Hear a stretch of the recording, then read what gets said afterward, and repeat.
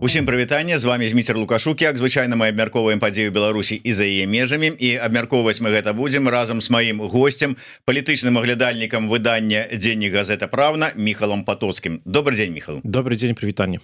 Міхал, давай пачнем с нашай такой любімай тэмы, якую мы з тобой не адзін раз закраналі у нашых эфірах. Гэта адносіны, стан адносінаў паміж Беларусю і Польшчай, Варшавай і Мінскам. Усё ж такі, час прайшоў пасля вызвалення Анджэя Пачобута, Монаха Гавала. Я ўжо не кажу пра тое, ужо колькі там 8 месяцаў ці колькі прайшло з таго часу, як Польша адкрыла памежныя пераходы. Не ўсе. Ну не ўсе, да, но два як мінімум, то бок крокі зробленыя з аднаго боку, крокі вот зараз зробленыя там пад ціскам, не пад ціскам, але зробленыя з другого боку. Ну і варта было б чакаць, што зараз, асабліва з улікам таго, што нібыта Мінск зацікаўлены у налажванні адносінаў з Еўрасаюзам, з Еўропай, варта чакаць, што ну неяк будзе паляпшацца адносіны паміж Мінскам і Варшавай. А гэтага не назіраецца. Чаму? Не назіраецца, і мяне падаецца, што гэта звязана з зносінамі амерыканцаў з рэжымам Лукашенка, таму што вельмі доўга яны размаўлялі. Коул, дарэчы, адразу пасля вызвалення Анджэя Пачобута, Коул сказаў, што будзе ў Менску праз 2 тыжні. Ну так, 2-3 тыдні, сказаў. 2-3 тыдні, мы ўжо ведаем такія фармулёўкі, але Коул, так як і на папярэдніх гэтых фармулёўках, гэта не спрацавала. Значыць, ён пакуль што не быў у Менску. Ёсць такія сігналы, што амерыканцам стала трудней размаўляць з рэжымам, таму што у Лукашенка мае свае амбіцыі, асабліва па гандаль, асабліва калі гаворым пра гандаль, таму што там ёсць эканамічныя інтарэсы, калійныя інтарэсы. Амерыканцы хацелі б інвеставаць, але не заплаціць больш, чым патрэбна. Лукашенко хоча за гэтыя інвестыцыі, за Нежинскі завод, Нежинскую інвестыцыю больш, чым амерыканцы хочуць заплаціць. І наколькі мы разумеем, яны пакуль што не дамовіліся, і гэтыя размовы за ўчасцю Коула, яны ці то спыненыя, ці то пакуль што ў такім падвешаным становішчы. І таму і у польска-беларускіх і літоўска-беларускіх зносінах нічога не адбываецца. Таму я так разумею, што Варшава і Вільня чакаюць, што будзе з гэтымі амерыканска-беларускімі зносінамі. Мы ведаем, што амерыканцы ціснулі і на Літву, і на Польшчу, каб мы пагодзіліся на адмену санкцыяў па калійнай праграме, так, і транзіту.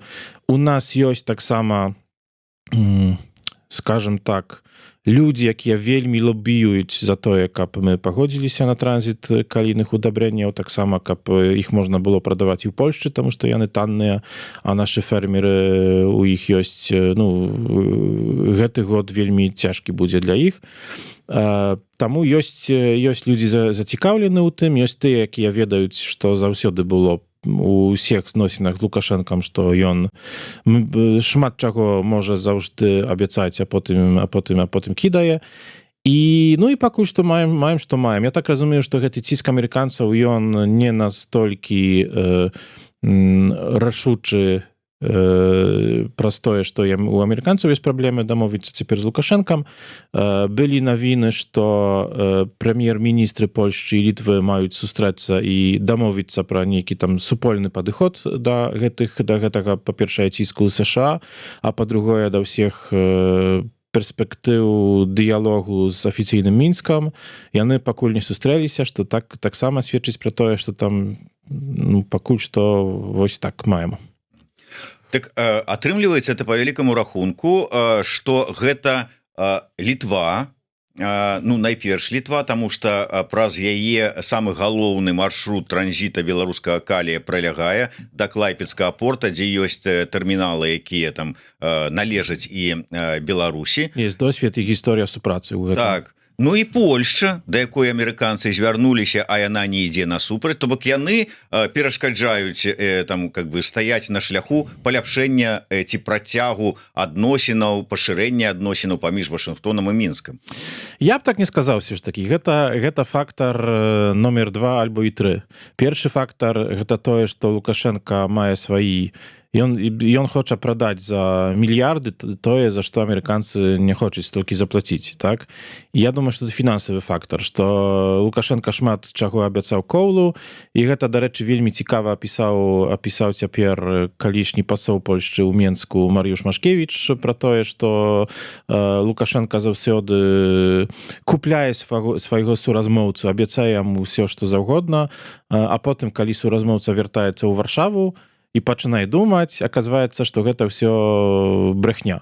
І што гэта ўсё не так. І я думаю, што Коул з Коулам можа быць таксама. І Коул, калі распавядаў на адной канферэнцыі ў Штатах пра тое, што там Лукашенко яму распавядаў, і ты разумееш, што гэта тое ж самае, што Сікорскі чуў у 10-м годзе, што там Квасневскі чуў у 90-х яшчэ, што нашыя палітыкі, там Маравецкі і Карчэўскі чулі падчас адлігі до выбараў 20-го года, што гэта адно і то же.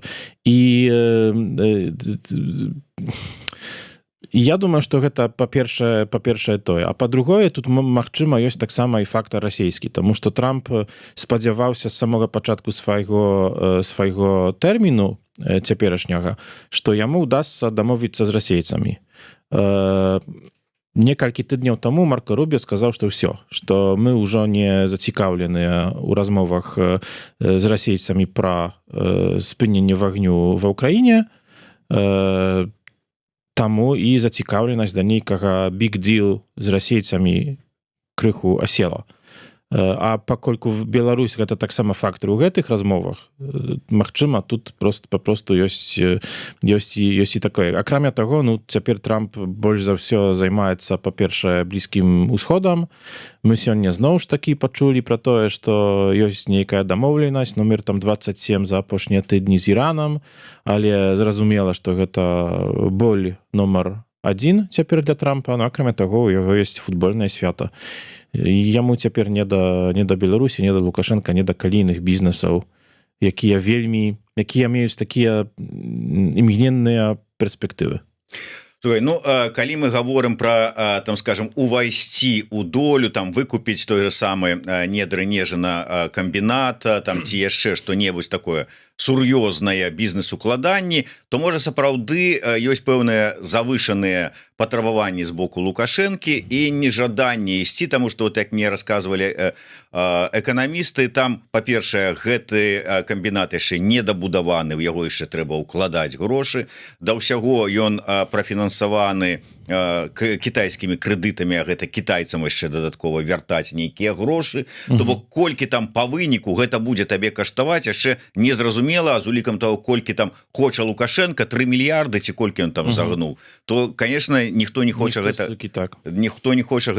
увязывацца з аднаго боку, з другого боку, калі мы кажам пра проста калійныя ўгнаенні, пра патрэбу, каб яны выйшлі, вярнуліся на сусветны рынок, то на гэтым этапе дастаткова, каб Літва, альбо Польшча как бы пайшлі насустрач і адкрылі ім транзіт. І там ужо ўсё ж таки пойдуць гэтыя ўгнаенні, нешта на іх заробяць, не столькі, можа, колькі планавалі, але ўжо дагодзяць фермерам амерыканскім Трамп, ужо здыме залежнасць ад тых же самых калійных ўгнаенняў канадскіх. Выгода? Тэарэтычна так, але пакуль што таксама Трампу не да Канады. Магчыма, калі ён вернецца да тэмы Канады, пра якую ён казаў там за першыя тыдні свайго тэрміну, то тады ён вернецца і да тэмы Беларусі, каб мець нейкі інструмент шантажу канадцаў. Пакуль што, а яшчэ гэта таксама і пытанне залежнасці Лукашенка ад Москвы, таму што пакуль што ўсе ўгнаенні, якія ідуць на экспарт, яны ідуць праз Усть-Лугу, расійскія порты. Калі дамовіцца Лукашенка з Літвой ці з Польшчай, ці з Латвіяй, ці з Украінай, таму што Адэса таксама была тэмай гэтых размоў, ну то тады і расейцы будуць траціць на тым, што не будуць зарабляць на гэтым транзіце.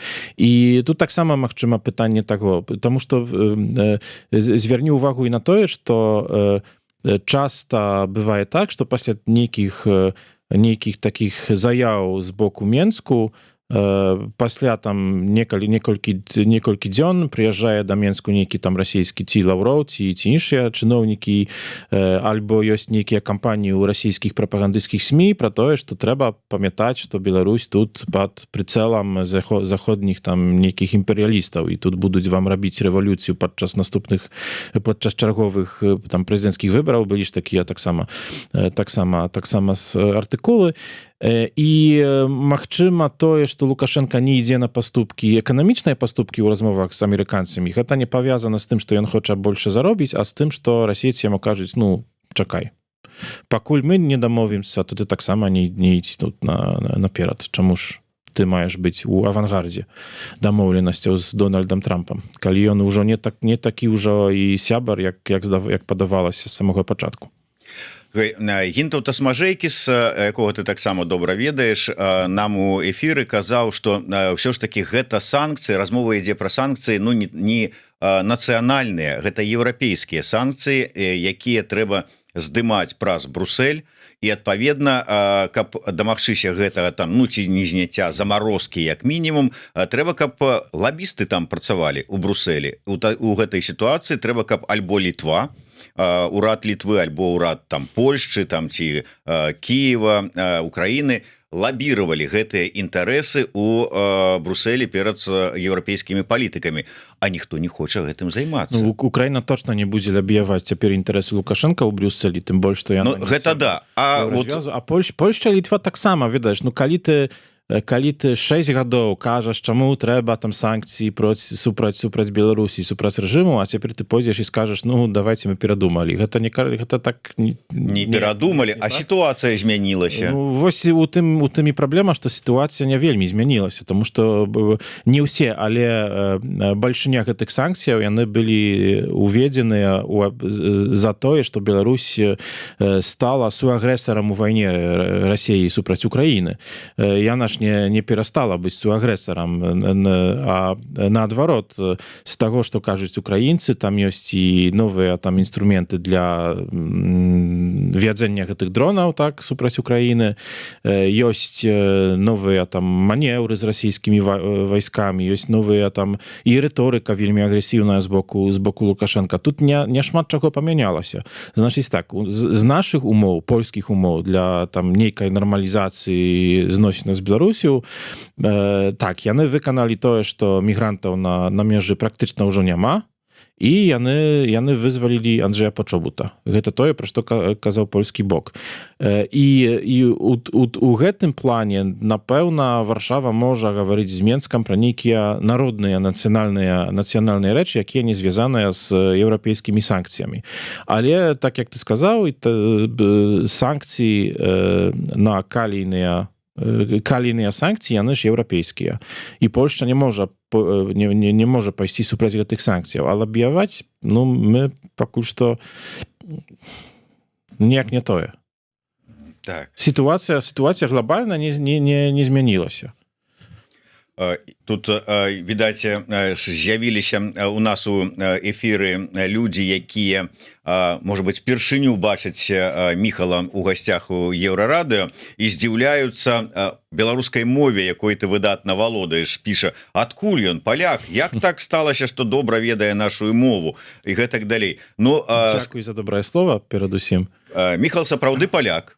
Сапраўды. І ён сапраўды ведае добра беларускую мову, таму што вырашыў некалі узяць яе і вывучыць, што апынулася, ну, не ведаю, наколькі складана, не складана, але, як бачыце, добра вывучыў, і наколькі я памятаю, некалі ў эфіры Еўрарадыё упершыню цалкам па-беларуску і правёў інтэрв'ю. Яшчэ ў Менску. Так, яшчэ ў Менску. Былі недалеко вакзала. Да, на Не, Карла так, Маркса. на Карла Маркса, так.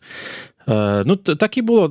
Сапраўды я не вывучваў беларускую мову ніколі. Яна прыйшла па працы да мяне папросту. Я у школе у мяне была расійская мова, потым украінскую мову вывучваў а да беларускай дайшоў праз музыку, праз НРМ, праз без назвы, праз змяю.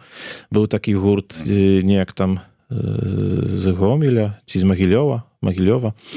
Потым шмат чытаў беларускіх навінаў. Я заўсёды, калі пачаў працаваць журналістам, гэта быў 2008 год, я з самога пачатку займаўся беларускімі тэмамі у газеце і вырашыў, што каб вывучыць мову, трэба чытаць мяне навіны пра Беларусь па-беларуску. І перадусім выбіраў беларускамоўныя сайты, стараўся і размаўляць па-беларуску, калі была магчымасць, і неяк так прыйшоў да цябе. Вось вам прыклад того, што ў прынцыпе пры жаданні, асабліва калі ты ўсё ж таки мову чуеш, на мове дзесьці выхоўваўся, прынамсі недзе радыёкропка гучала, то яно вернецца. Гэта таксама пытанне, дарэчы, павагі да народу і да дзяржавы, якой ты займаешься, таму што калі ты хочаш прафесійна займацца нейкай страной, ты мусіш ведаць мову гэтага народу, таму што без мовы ты не разумееш контекстаў, ты не разумееш мемаў, не ведаеш, ты не разумееш культуры і поп-культуры і больш як бы высокай культуры. І неяк так. Вось такія парады ад нашага госця Міхала Патоцкага наконт таго, як важна ўсё ж таки мову ведаць. Міхал, я вярнуся да тэмы. Я шмат разоў задаваў розным экспертам пытанне. Здавалася б, Лукашенко зацікаўлены ў налажванні добрых адносінаў з Еўрасаюзам. Безумоўна, найперш у такім выпадку трэба налажваць адносіны з суседзямі. Бо калі ў цябе дрэнныя адносіны з суседзямі, потым калі у Брусэлі ўзнікне пытанне, што робім з Беларусю, устае умоўна Польша, Літва, Латвія, з якой адносіны дрэнныя, і кажуць, да вы што? Якія там налажванні адносінаў, да яны вот гэта робяць. І ўсё. А паколькі кансэнсус, яго няма, рашэнне не прымаецца. І таму лагічна, што неяк рэжым павінен быў бы лагодна ў сітуацыі, калі ёсць магчымасць ці варыянт таго, што наладзіць адносіны, так нармальна сябе паводзіць. Калі мы кажам пра Літву, шмат хто перакананы, што гэта не Лукашенко і запускае тыя ж самыя метэазонды, такім чынам правакуючы спыненне працы аэрапорта Віленска, нейкія яшчэ такія правакацыі, што ён бы, можа, не хацеў, але гэтым займаюцца расіяне з тэрыторыі Беларусі, а тут ён не можа нічога зрабіць. Польшчы іншая сітуацыя на мяжы. Вот было патрабаванне мігрантаў спыніць, мігранты спыненыя. Метэазонды, час ад часу там нешта ляціць, але відавочна, што это звычайныя кантрабандысты, там нешта сабе запускаюць. Але в астатнім, чаму рыторыка, якая нясецца, а гэта ўжо тады рашэнне самого Мінска, самого Лукашэнкі, калі там антыпольская рыторыка, прапаганда працуе супраць Польшчы, ідэалогія супраць Польшчы, там ледзь што-небудзь там на нейкім узроўні, да вот гэтыя паны, да яны вот тое, да што табе тыя паны. І ў гэтым таксама праблема, і цяжка аналізаваць потым польскім палітыкам, якія канкрэтна сігналы Мінск падае Польшчы, таму што калі ты чуеш з аднаго боку, у лютым было такое інтэрв'ю міністра замежных спраў Беларусі. Было інтэрв'ю, на якім ён казаў пра Літву і Польшчу і параўнанні рабіў. Тыпу, там Польшча нармальна, з імі можна дамаўляцца, а Літва дрэнная. Да таго было шмат іншых інтэрв'ю, у якіх беларускія чыноўнікі казалі, што наадварот, з літоўцамі мы дамовімся, а палякі нейкія такія злосныя.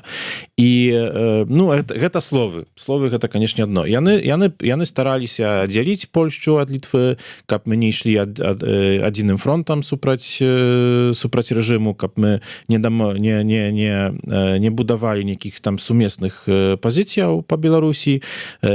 Таксама было, дарэчы, гэта вельмі цікава, таму што гэтыя метэаралагічныя зонды супраць Літвы паявіліся ў момант, калі мы дамаўляліся з Беларусю па пачобуце і пагранпераходаў.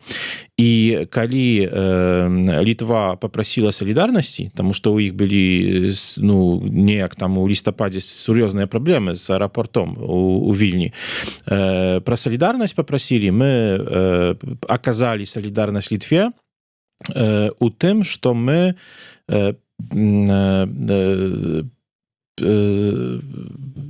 мы мелі адчыніць гэтыя два пераходы з 1 лістапада, я магу памыляцца па датах, з 1 лістапада мы на 3 тыдні затрымалі гэта. І гэта Мінск спрымаў як прэтэкст для таго, каб не вызваляць тады Анджэя Пачобута. Там былі нейкія іншыя таксама праблемы. І гэта відавочна, што яны пробуюць разыгрываць Польшчу і Літву. Сігналы з Мінску, дарэчы, вельмі неадназначныя. Яны у адзін дзень могуць сказаць пра тое, што гэта з палякамі мы заўсёды дамовімся, таму што гэта нашыя суседзі. Цяпер Лукашенка быў у Гародні і казаў пра тое, што палякі хай прыязджаюць тут за медыцынская дапамога і так далей.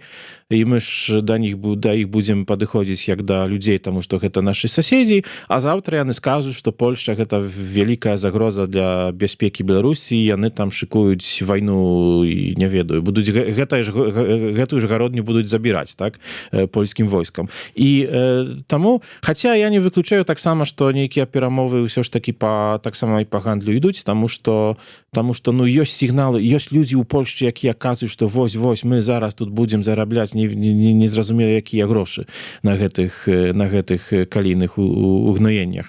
Таму неадназначнасць пануе нейкая такая.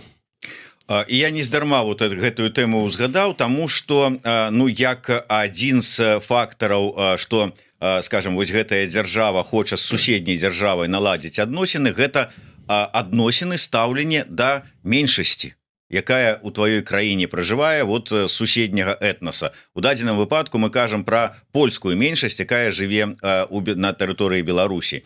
І апошнія ўсе гады гэтая польская меншасць была пад рэпрэсіямі, пад ціскам, і менавіта за сваю, у тым ліку, дзейнасць і журналісцкую, і як аднаго з лідараў польскай меншасці Пачобут і патрапіў за краты. І зараз Пачобут на волі, зараз ён у Польшчы, але ён неаднаразова заяўляў і мне казаў асабіста таксама, што ён плануе на пачатку восені, на пачатку верасня вярнуцца ў Беларусь. Маўляў, яму такое гарантыю спакойнага вяртання давалі і беларускі бок, там КДБ, там ці з адміністрацыі Лукашенка, яму казалі, што там вяртайся, ты ж тут вызвалены.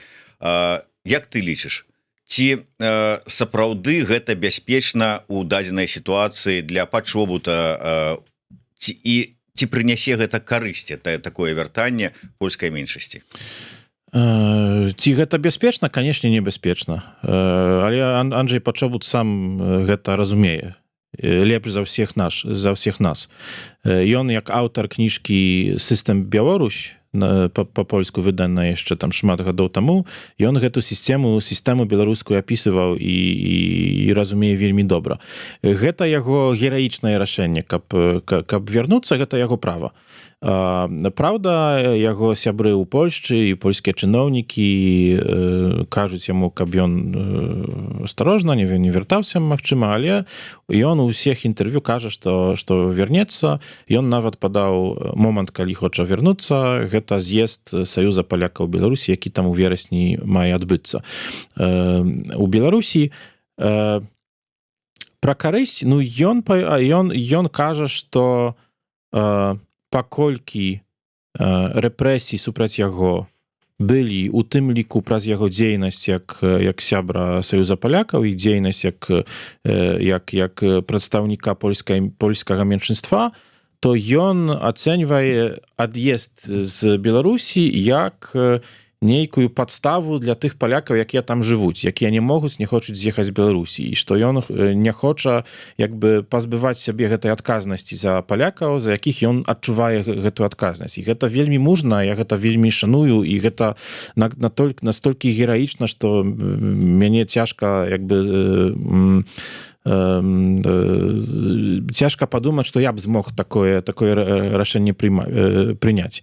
З іншага боку тое, што так, яму абяцалі, што ён зможа вярнецца, што яго ўпусцяць да Беларусі, калі захоча. Так, ён напрыклад, там, калі Бабарыка з'езджаў з Беларусі, ці Марыя Калеснікава, ці іншыя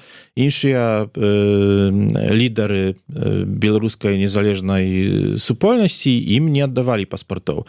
Пачобуту аддалі паспарт. Значыць, тэарэтычна ён можа вярнуцца ў любы дзень, таму што ў яго ёсць на руках беларускі паспарт. Ці гэта сведчыць пра нейкія планы да яго адміністрацыі Лукашенка, цяжка сказаць. Пакуль што ўсе лідары, яны змушаныя былі з'ехаць з Беларусі альбо былі дэпартаваныя, так, акрамя Мікалая Статкевіча, які наколькі я разумею, ён у Беларусі. Ён у Беларусі, але ўсе памятаем, колькі яго каштавала тое, каб застацца ў Беларусі. Так? Ён же прымусіў практычна рэжым для таго, каб яго не дэпартавалі ў Літву. І ён, Статкевіч, таксама даволі рэзкія рэчы піша ў сваём тэлеграм-канале, пакуль што ён на свабодзе. І, канешне, спадзяваемся, што ён настанецца на гэтай свабодзе. Ці гэта нейкі знак, па якому можа Пачобут аналізаваць сваю будучыню ў Беларусі? Ну, магчыма так, магчыма не. Это таксама вельмі цяжка сказаць. Што стасуецца польскай меншасці, апошнія там 2 годы, скажам так, польская меншасць мае нейкае агранічанае права для таго, каб там праводзіць там лекцыі польскай мовы, праводзіць нейкія польскія нацыянальныя свята. Так? Відавочна, ёсць нейкая магчымасць, нейкія межы, якія даў беларускі рэжым для прадстаўнікоў польскай меншасці для таго, каб яны маглі нешта там рабіць. Не палітычная, не міжнародныя нейкія рэчы, не каментаваць там рэпрэсіі ці вайну, ці нейкія такія тэмы, але дзейнічаць там у гэтых межах. Пытанне, ці Анджэй Пачобут захоча ў гэтых межах заставацца, калі вернецца ў Беларусь, таксама, ну, гэта ж пытанне да яго. Я думаю, што чым больш інтэнсіўны будзе кантакт штатаў з рэжымам, тым больш бяспечны будзе Анджэй Пачобут. А калі гэтыя кантакты там спыняцца, ці калі гэта сапраўды будзе так, што амерыканцы не будуць больш зацікаўлены, гэта таксама залежыць ад гэтых знешнепалітычных фактараў, ад сітуацыі Беларусі ў гэтым трыкутніку Расія, Захад, Украіна, ад бізнесаў Трампа з рэжымам, ад стасункаў рэжыму з Польшчай і Літвой, магчымых іншых таксама чыннікаў. Магчыма, таксама і ціску расійскага рэжыму. Але, канешне, ацэнка гэтага рыску належыць Анджэю Пачобуту. Ну так, да, с аднаго боку, безумоўна, Анджэй Пачобут грамадзянін Беларусі, з другого боку, ўсё ж таки ён паляк, і Польшча, ну, как бы сказала, што мы, ну, у тым ліку і нясем за яго адказнасць, то есть за ім стаіць польская дзяржава у тым ліку. І калі нейкія рэпрэсіі ў дачыненні да Пачобута будуць, то, безумоўна, Польшча будзе там рабіць всё магчымае, каб яго абараніць, цім там штосьці зрабіць на яго карысці. Безумоўна, так. І Польшча гэта даказала за гэтыя гады, калі ён сидзеў. Але гэта азначае, што любая такая эскалацыя у дачыненні да Пачобута прывядзе да пагаршэння адносінаў з Польшчай. І тое ж самае стасуецца таксама і увогуле сітуацыі Саюза палякаў, і там Анджэліка Борыс ёсць таксама лідарка Саюза палякаў, якая супраць якой таксама у якой таксама былі праблемы з беларускім рэжымам, але яна ж у канцы канцоў засталася на свабодзе, ці была вызваленая таксама, яна ж засталася ў Беларусі. Яна мае права, яна ж бывае часам у Польшчы, прыязджае да Польшчы, вяртаецца ў Беларусь, і неяк таксама рэжым даў ей права, я так разумею, у нейкіх гэтых межах, пра якія казаў, дзейнічаць. Лагітэх, так, ці як тут правильно, ну, кані паляк, ён грамацей піша, ну, безумоўна, паляк, грамадзянін Беларусі, але паляк по паходжанню, ну, што тут такога дзіўнага? У прынцыпе, это звычайная сітуацыя. Так, якое стаўленне пана Міхала да абвастрэння адносінаў Украіны і Польшчы праз УПА, пытаецца Максім, пераводзіш троху тэму, ну, але, так сказать, саб'ём накал, але вернемся потым яшчэ да гэтай тэмы. Ведаеш, гэта тэма, я думаю, што гэта рашэнне прэзідэнта Зеленскага пра наданне імя герояў УПА адной з спецпадраздзяленняў украінскай арміі, што ні ў Польшчы, ні ва ўкраіне не думалі, што яна прывядзе да такога ў Польшчы падняцця настрояў супраць Украіны. На гэтым, канешне, іграюць і палітыкі ў Польшчы, таму што стасунак увогуле да Украіны змяніўся у параўнанні з 22 гадом, не толькі ў народзе, але таксама і ў палітычным класе. І тут, канешне, пытанне, хто каго матывуе для таго, каб паказваць сябе як такі, як абаронцаў, скажам, не ведаю, польскага гонару ці польскай памяці пра жертвы волынскай рэзні ў 43-44 годзе. Але, ведаеш, ну, гэта тут ёсць вялікія непаразуменні паміж палякамі і украінцамі, і мы не разумеем адзін аднаго, украінцы не разумеюць, наколькі важным і больным для вялікай часці польскіх грамадзянаў з'яўляецца справа жертв волынскай трагедіі і таго, што мы шмат гадоў не маглі працаваць ва ўкраіне, шукаць астанкаў жертв і хаваць іх як трэба. Цяпер украінцы гэта адблакавалі, гэта вельмі добра, гэтыя працы ідуць. Цяпер толькі што пачаліся у новай лакалізацыі працы, эксгумацыі ўжо тых, каго знайшлі падчас папярэдніх працаў. Але, ну, і гэтыя гістарычныя тэмы ў Польшчы вельмі дратуюць людзей. І украінцы часта гэтага не разумеюць. З другога боку, у Польшчы часта не разумеюць, што для Украіны украінская паўстанчая армія гэта перадусім сімвал барацьбы супраць Масквы. Незалежна ад таго, як называлася тады краіна, якой сталіцай была Масква, то гэта барацьба супраць Расіі. І гэта таксама памяць пра УПА, і гэтыя сімвалы нацыяналістычныя, яна выкарыстоўваецца інструментальна украінскімі ўладамі для таго, каб дадаткова матываваць людзей для барацьбы супраць Расіі, што таксама зразумела, і я думаю, што ва ўкраіне все разумеюць, што калі мы украінцы, калі мы кажам УПА героі, мы не разумеем пад тым, што яны героі таму, што забівалі палякаў, а мы гаварым, што яны героі таму, што бароліся супраць камуністычнага рэжыму, тады, калі практычна ніхто ўжо не ваяваў супраць камуністычнага рэжыму. І ў Польшчы таксама бракуе зразумення, што ў нас папросту розныя перспектывы, таму што ў Польшчы украінская паўстанчая армія, яна асацыюецца выключна з тым, што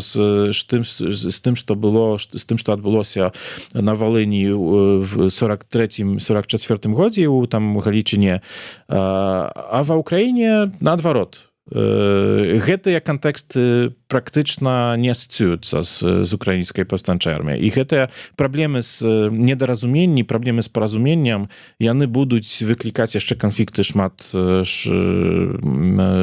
канфліктаў яны яшчэ будуць выклікаць. Важнае тое, каб тыя добрыя перспектывы для працы над пошукамі, эксгумацыямі, гэта ж таксама і на польскім боку мяжы, таму што украінцы таксама тут шукаюць сваіх астанкаў сваіх жертв. Важна, чтобы гэта не спынілася, таму што гэта будзе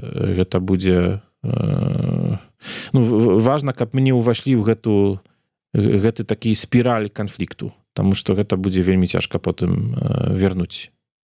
Ну так, да, увогуле гістарычныя вось гэтыя розныя погляды на адны і тыя ж падзеі, яны часам прыводзяць да непаразумення канфліктаў, якія ў сёння цалкам не патрэбныя, а гэта ўсё не з-за недахопу разумення, як іншы бок глядзіць на ўсё гэта. Таму што калі працягваць, мы можам казаць там, што для Польшчы таксама ёсць пэўныя героі, якія змагаліся з камуністычным рэжымам, але для беларусаў Падляшша яны как-то героямі не выглядаюць. Канешне, гэта вельмі, канешне, тут маштаб іншы, але праблема адна.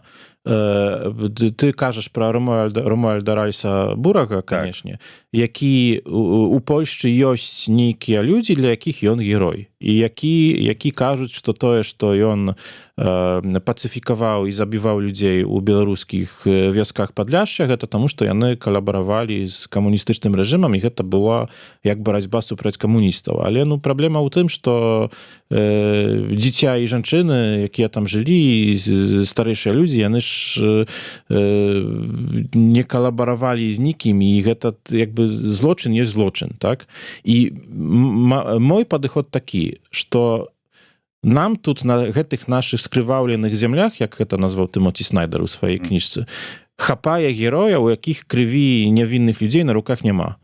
А давайте будзем канцэнтравацца на іх, а не узагальняць гэту гісторыю, не казаць, што ўсе, хто бароліся за нас, яны героі, таму што вайны дэмаралізуюць заўсёды. І другая сусветная вайна, яна ж таксама дэмаралізавала тым, што робілі немцы, тым, што робілі саветы. І у партызан, ці польскіх, ці украінскіх, ці беларускіх таксама злочыны былі. Давайте пра злочыны будзем казаць, што яны злочыны, а пра герояў будзем казаць, што яны героі. Не мешаць адных і другіх, таму што калі мы почнем тут дыскутаваць, калі мы почнем абараняць злочынцаў, тады нікому ад гэтага лепш не будзе. І таксама, калі гісторыя мае даваць лекцыі на будучыню, то хай гэта будуць правільныя лекцыі, што злочин гэта злочин, і для злочыну няма, як гэта па-беларуску сказаць, усправядлівення. Справядлівасці, Праўда. Так, да, у тэму партызан ввогуле лепей кранаць не будзем, бо тут можна пайсці вельмі далёка, таму што прыгадаць пра тое, што партызанаў часам больш баяліся, чым немцаў і гэтак далей. Але давай вернемся да нашай першапачатковай тэмы. Усё ж такі, я так разумею, у цябе ёсць пэўныя перасцярогі, што з-за тых ці іншых чыннікаў, перашкодаў, інтарэсаў, але гэтыя перамовы паміж Вашынгтонам і Мінскам могуць увогуле спыніцца, а не толькі быць троху там запаволеныя, скажем так, мякка, тое, як мы назіраем зараз. Могуць спыніцца, таму што гэта таксама і мы ведаем ужо Трампа, што ён можа просто ўтраціць зацікаўленасць да нейкай тэмы і больш да яе не вяртацца. Ён да Грэнландіі не вяртаецца. Хаця гэта была тэма нумар 1, там былі некалькі тыдняў, калі гэта была тэма нумар 1. Магчыма, вернецца яшчэ. Магчыма, пасля Ірана ён пойдзе на Кубу і пра Іран увогуле забудзе, так? Магчыма, значыць, гэта такі чалавек, які можа ўтраціць вельмі хутка, можа ўтраціць зацікаўленасць да нейкай тэмы, асабліва калі ён, магчыма, ўжо усведамляе, што Лукашенка не можа яму даць тое, што абяцаў, што можа.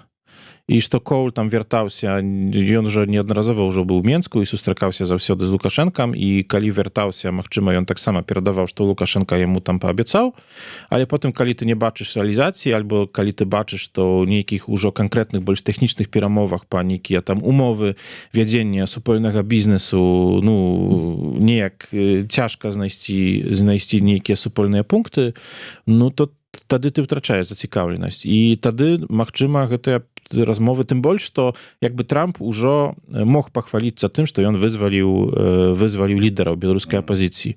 Так, найбольш ведамыя людзі, яны ўжо на свабодзе. І тады Трамп можа сказаць, ну, усіх не ўдалося, але лідара ўдалося, больш няма аб чым размаўляць гэтым персонажам. І ў такім выпадку я тут можа быць твоё бачанне, наколькі можа быць і Еўросаюз, а можа быць найперш Польшча могуць падхапіць вось гэты сцяг, умоўна кажучы, які выпадзе з рук ЗША і скажуць, цяпер мы возьмем на сябе гэтую святую місію весці перамовы з Лукашэнкам дзеля вызвалення палітвязняў.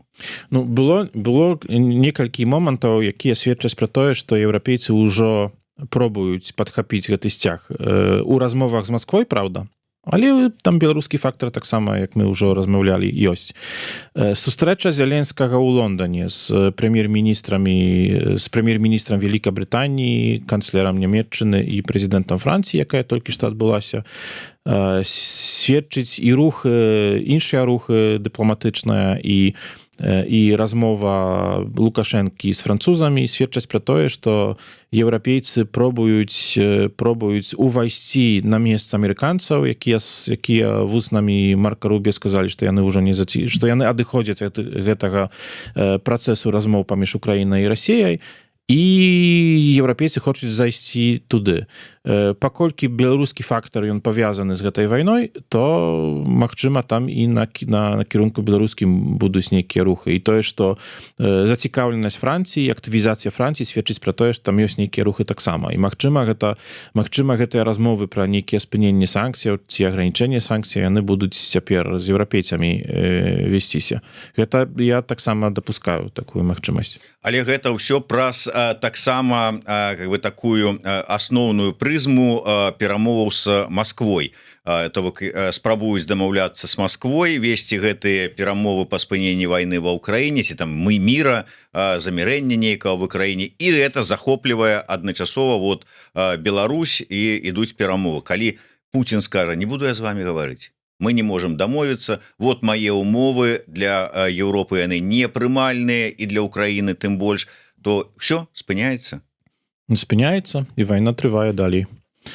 І тое, што рабіць Украіна цяпер, гэта ўсе гэтыя дипстрайкі па расійскай тэрыторыі і мідлстрайкі так званыя, і тое, што яна цяпер вельмі актыўна працуе па логістыцы на Крым акупаваны, тое, што ў Крыму практычна ўжо топліва няма, гэта ўсё, ну, яны ж працуюць на тое, каб Расія адчула, што не ў яе інтарэсах весці вайну далей.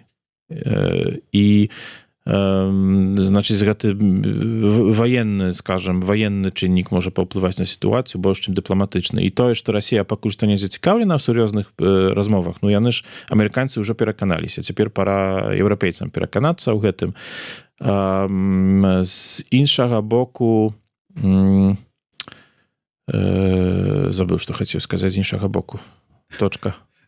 З іншага боку, ось сапраўды паначка добра адзначае, што і паралельна будуюцца вакол мяжы пляцоўкі расійскіх вайсковых, якія перамовы Польшчы, краін Балты ў такіх умовах. Ну, я не ведаю наконт мяжы з Польшчай, дзе там што можа будавацца новыя пляцоўкі, але калі браць вось той далей балтыйскі кірунак, то ёсць інфармацыя, што там паблізу ад Фінляндыі, паблізу ад 10 краінаў Балты, нейкія новыя часткі, новыя там сапраўды пляцоўкі, і гэта можа быць прыкметай таго, пра што папярэджвалі шмат разоў, што будзе ўсё ж такі, ну, разглядаецца як варыянт напад на адну з краінаў Балты.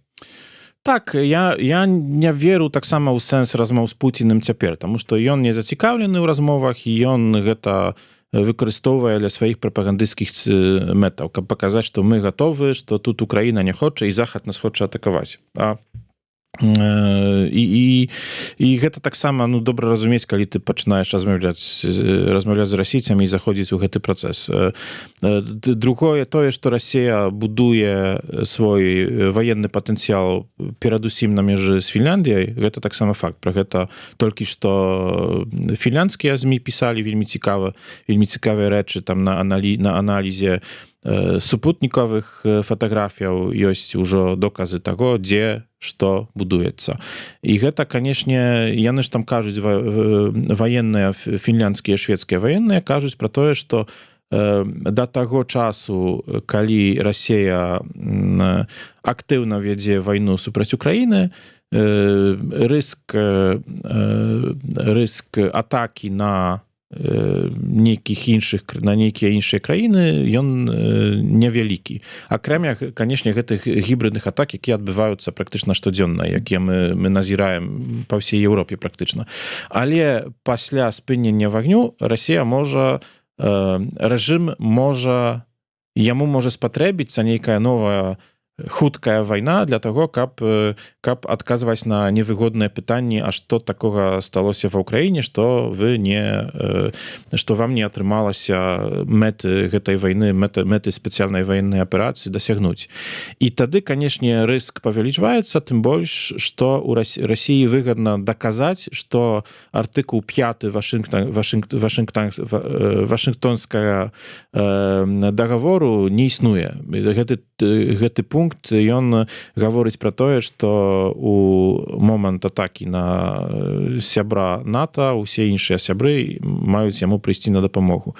І паколькі мы назіраем у зносінах штатаў з іхнімі саюзнікамі ў Еўропе такую таксама неадназначнасць, то гэта матывуе, гэта можа зматываваць Расію, каб пайсці на нейкіх іншых суседзяў. І, канешне, гэта ваенная загроза нікуды не... І тое, што, напрыклад, Польшча актыўна ўваходзіць у супрацу, ваенную супрацу на дадатак ад НАТО з Францыяй. У нас есть новы дагавор па ваеннай супрацы. З Вялікабрытаніяй на гэтым тыдні, пасля выхадных мы падпісваем новы міжурадны дагавор з Нямецчынай, таксама пра ваенную супрацу. За Швецыя, якая таксама пасля таго, як яна ўвайшла да НАТО, яна вельмі актыўна пачала працаваць таксама, яшчэ больш актыўна працаваць і з намі, і з балтамі, і з Фінляндыяй, канешне, ўжо як фармальныя саюзнікі ў рамках НАТО. Я думаю, што гэтыя рыскі усведамляюць тут, асабліва ў дзяржавах нашага рэгіёну. Дякую вялікі. Ну што ж, на сёння мы развітваемся. Я спадзяюся, што Міхал будзе часцей завітваць да нас у рэдакцыю, нашу студыю. Ну, але я ўсіх звяртаю да увагі на тое СМІ, дзе Міхал працуе. Дзеннік газета «Праўда», газета «Праўна», ну праўду кажаце, да, так што тут па Фрэйду. Дарэчы, в адрозненні ад праўды. Да, дарэчы, будзе калі сёння ці заўтра на сайце вашай газеты абвестка пра тваю кнігу. На сайце газеты не, на сайце выдавецтва, але сёння ў нашай газеце вялікае і цікавае інтэрв'ю з Віктарам Бабарыкай. Напрыклад. Мы пра Беларусь шмат пішам таксама. Так што заходзьце, чытайце, знаёмцеся, цікава паглядзець, з якога ракурсу вось нашыя калегі польскія глядзяць на беларускія пытанні. Ну, да сустрэчы, жыве Беларусь і не жыве Польска.